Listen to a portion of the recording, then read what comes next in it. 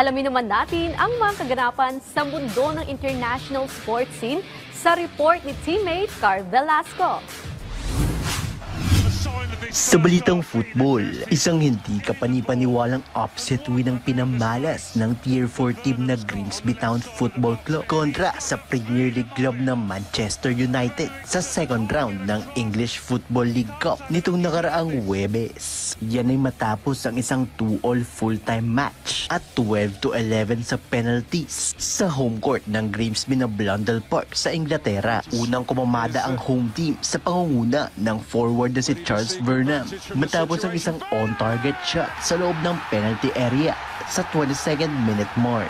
Hindi naman napakali ang mga taga-suporta ng League 2 club kung saan kita ang dagongdong ng mga sigaw at selebrasyon matapos mapasok ang nasabing goal. 8 minuto lang ang lumipas nang sunod na maipasok ng fullback na si Tyrell Warren ang isang goal para iangat ang kalamangan ng Mariners sa 2-0. Pagdating ng second half, 2 goals ang pinakawalan ng United sa 75th minute mark at 89th minute mark para itabla ang laro at dalhin sa penalty shootout kung saan parehong nagpalitan ng 2 koponan ng score na umabot pa sa ikatlong round, ngunit isang napalakas na tira ni Brian Mbeumo ng Manchester at naging game decider para makaabante ang Grimsby sa ikatlong round ng nasabing torneo.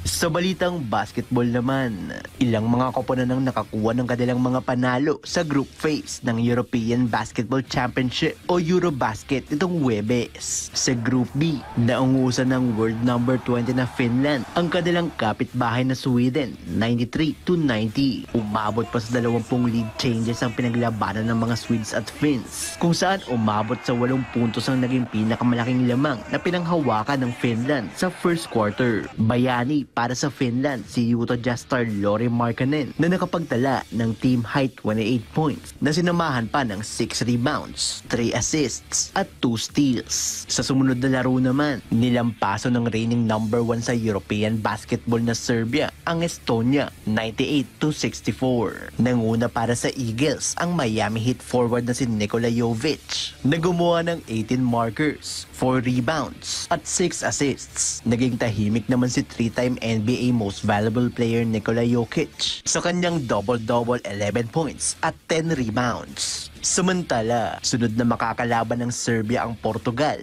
Bukas, ganap na 2:00 ng umaga, oras sa Pilipinas. Nasusundan ng tapatan ng Finland kontra Great Britain pagdating ng hapon.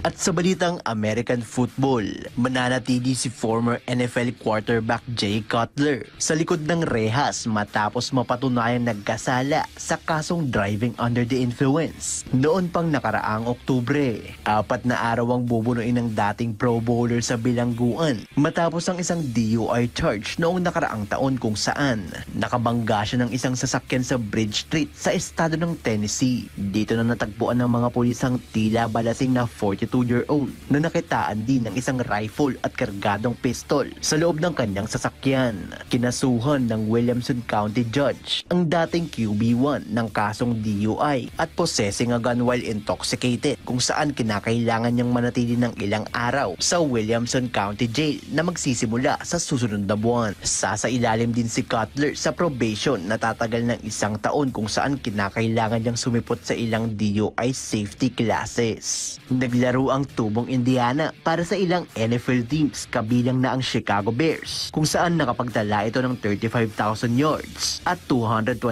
touchdowns para sa 12 taon nito sa liga. Carl Velasco para sa Pambansang TV sa Bagong Pilipinas.